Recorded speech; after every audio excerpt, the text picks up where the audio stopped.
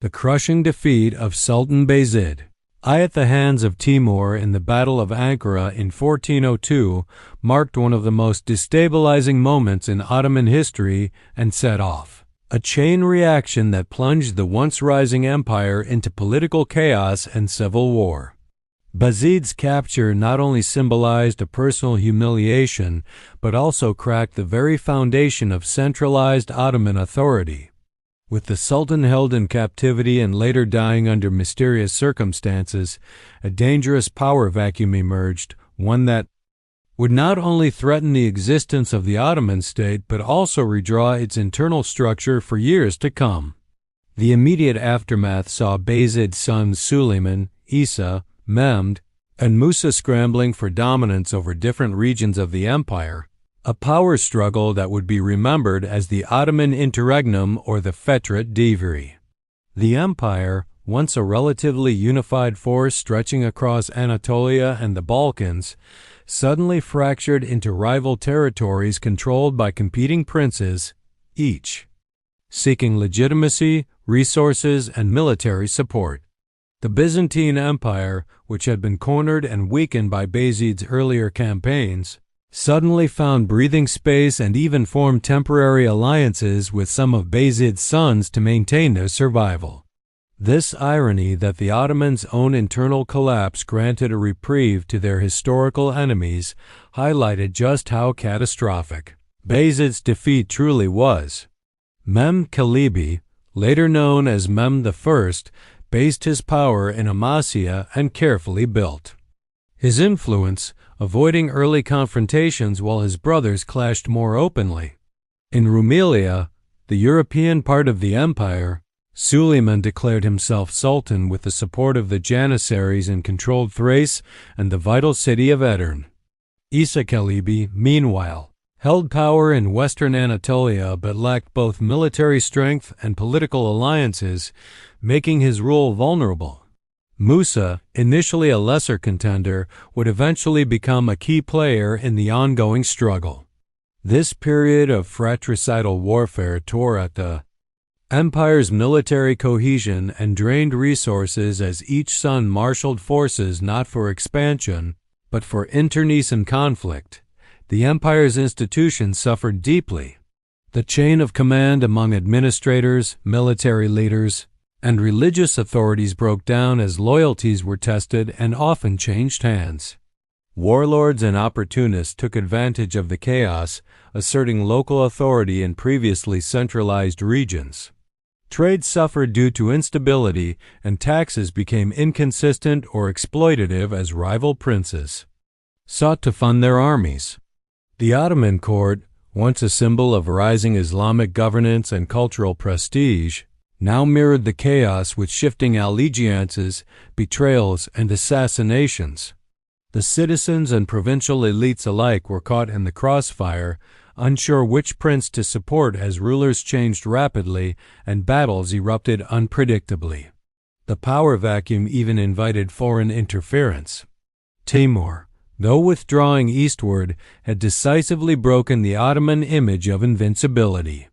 The Venetians, Genoese, and Hungarians took advantage of Ottoman disunity to strengthen their positions in the Balkans and the Aegean. Christian forces launched attacks on Ottoman territories, seizing fortresses and asserting influence in regions that Bayezid had previously brought under submission.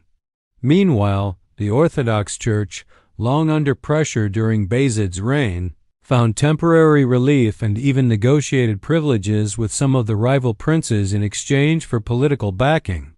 The fragmentation was not merely geographical, it was also ideological. Each son of Bayezid presented a different vision of leadership. Suleiman, with his European base and Byzantine connections, appeared more open to diplomacy and even Christian alliances. Mehmed, by contrast, aligned closely with the Turkish Muslim aristocracy and religious scholars of Anatolia, strengthening his claim among conservative circles. This ideological divide hinted at larger questions about the identity of the empire.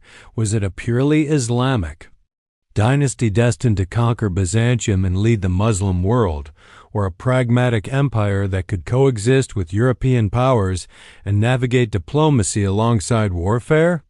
These questions, left unresolved during the Interregnum, would influence Ottoman politics for generations. As the war dragged on, the human cost was staggering. Thousands of soldiers died not in the name of empire or conquest, but in fratricidal bloodshed. Civilians were displaced, villages razed, and cities looted by one prince or another in their quest to weaken each other. The once cohesive administrative system of the empire fractured into personal fiefdoms. Even when temporary truces were agreed upon, they were quickly broken as trust had evaporated between Bayezid's sons.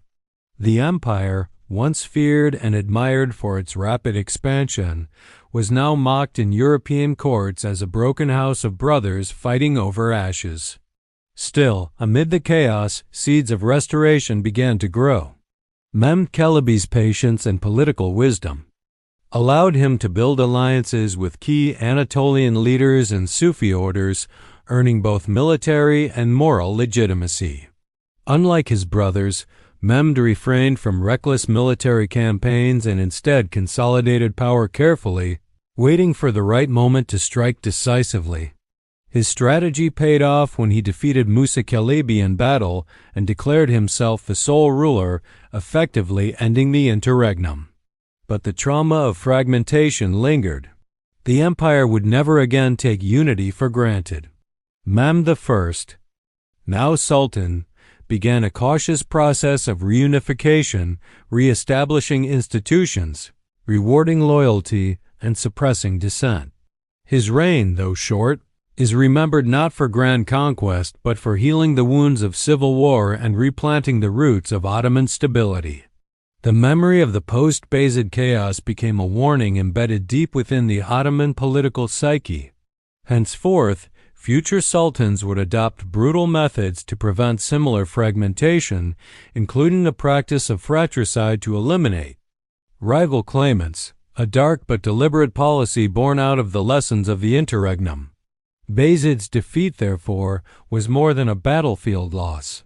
It was a turning point in Ottoman history that exposed the fragility beneath the empire's surface, reshaped its political structure, and forced a painful reckoning with the costs of dynastic ambition. What emerged from the wreckage was not just a new sultan but a recalibrated empire scarred, wiser, and more determined to control succession and preserve unity at all costs. As Mehmed Çelebi emerged victorious from the brutal power struggle known as the Ottoman Interregnum and took the throne as Sultan Mehmed I in 1413, he inherited an empire deeply scarred by fraternal warfare, foreign manipulation, and internal disarray.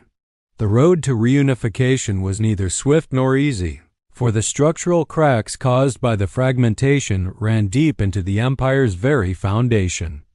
While Mehmed's success in overcoming his brothers brought a temporary sense of relief, he faced the monumental task of re-establishing trust in a government that had effectively ceased to function during the chaos.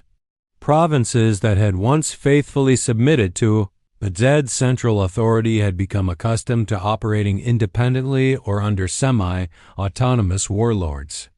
In the Balkans, regional governors who had pledged loyalty to Suleiman were hesitant to realign with Mehmed, unsure if this new sultan would survive long enough to be worth the gamble.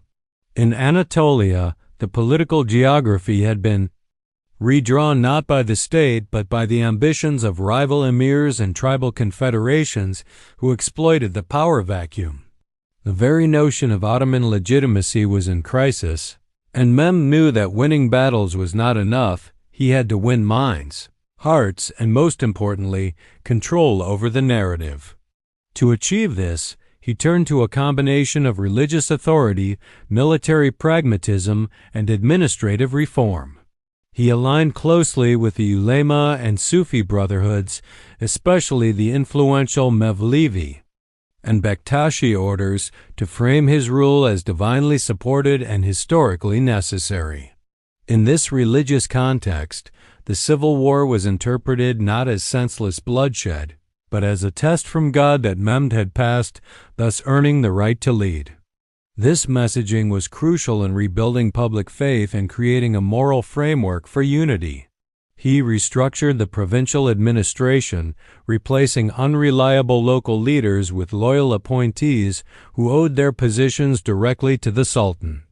These governors were tasked not only with collecting taxes and enforcing law, but with rebuilding roads, restoring marketplaces, and encouraging the return of displaced populations. Trade routes had been shattered by war, and Mehmed focused on reopening them, especially the vital arteries connecting the Balkans to Anatolia. This economic revival helped restore a sense of normalcy and purpose to an empire that had long been stuck in survival mode.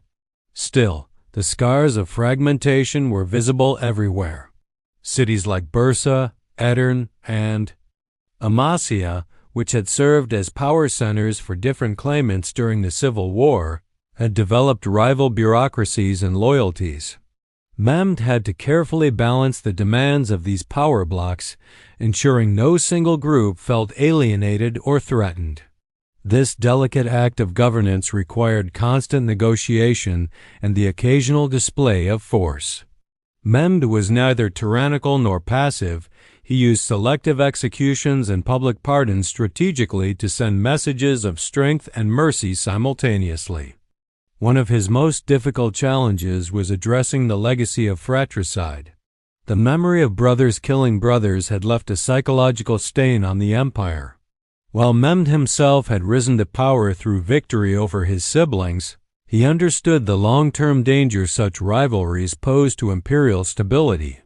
This led to the institutionalization of the controversial practice of fratricide, formalized by Mehmed's son and successor, Murad II, and brutally perfected by later sultans like Mehmed II. The rationale was clear: better one death in the palace than thousands in civil war. Though horrifying in practice, it was seen by many within the court as a necessary evil to prevent another interregnum. Outside the palace, the wider world had not forgotten the empire's temporary collapse.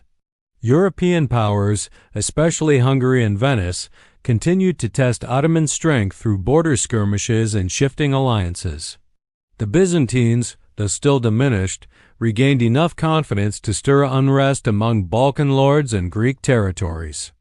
Under Ottoman rule, Mehmed had to rely on diplomatic subtlety as much as military force to navigate this complex landscape. He renewed treaties, restored embassies, and used marriages and religious tolerance as tools to prevent rebellion while solidifying his regional authority. It became clear that the Ottoman Empire would no longer be ruled solely by the sword. It needed to be guided by strategy and statecraft. On the domestic front, Mehmed initiated reforms that reshaped the Ottoman military.